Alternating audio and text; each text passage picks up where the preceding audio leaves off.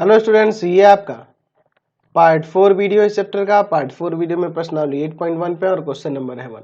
कह रहा एक चतुर्भुज के कोण 3:5:9:13 के अनुपात में है, तो इस चतुर्भुज के सभी कोण ज्ञात कीजिए। तो चलिए सबसे पहले हम लोग यहाँ पे एक चतुर्भुज बना लेते हैं। ठीक है, यहाँ पर एक चतुर्भुज की रचना कर लेते हैं पहले। चलिए यहाँ पे मैं एक चतुर्भुज बना लेता हूँ।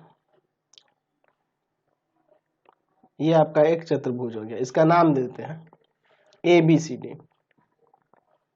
ठीक है, यहां मान लेते हैं कि मान ABCD एक चतुर्भुज है।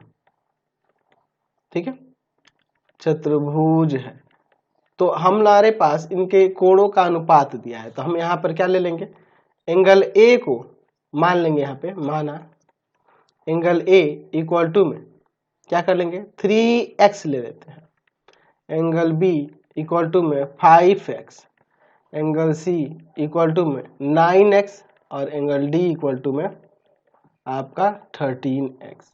क्योंकि ये देख रहे हैं कि चारों कोणों का अनुपात क्या है 3:5:9:13, तो इसलिए सब में x लगा दिए यहाँ पे।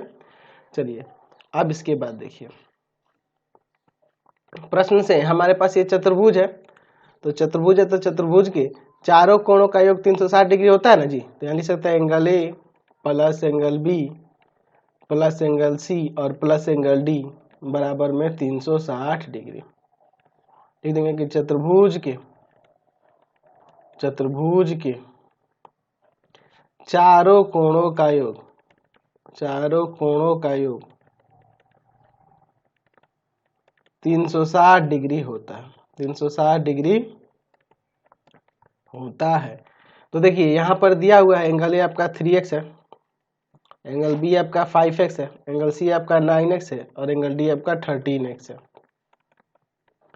इक्वल टू में 360। तो अब इन सबको जोड़ लेते हैं, तो जोड़िएगा तो कितना आ जाएगा, यहाँ पर 30 आएगा, शायद जोड़ के देख लेते हैं। 5 3 8, 8 और 9, 8 और 9 17, 17 और 13 30, 30x इक्वल टू में 360 डिग्री। तो यहाँ से x बराबर क्या आ जाएगा 360 डिग्री बटा में 30, कितना बार में कट जाएगा 12 बार में कट जाएगा ना, x बराबर 12 डिग्री आ गया। ठीक है, तो चलिए अब देखते हैं एंगल A आपका क्या है 3x था, तो 3 इंटू में 12 तो कितना जाएगा 36 डिग्री हो जाएगा ना यहाँ पे। एंगल B आपका क्या था 5x था, तो 5 इंटू में 12 डिग्री यानी कि 60 डिग्री हो जाएगा। ठीक है, चलिए उसके बाद एंगल C आपका कितना था 9x, तो 9 इंटू में 12 डिग्री 108 डिग्री हो जाएगा। और एंगल D बराबर 13x है, तो आ जाएगा 13 इंटू में 12 डिग्री यानी 156 डिग्री हो जाएगा। ये समझ गए, चारों हमने कोण निकाल दिए। Question number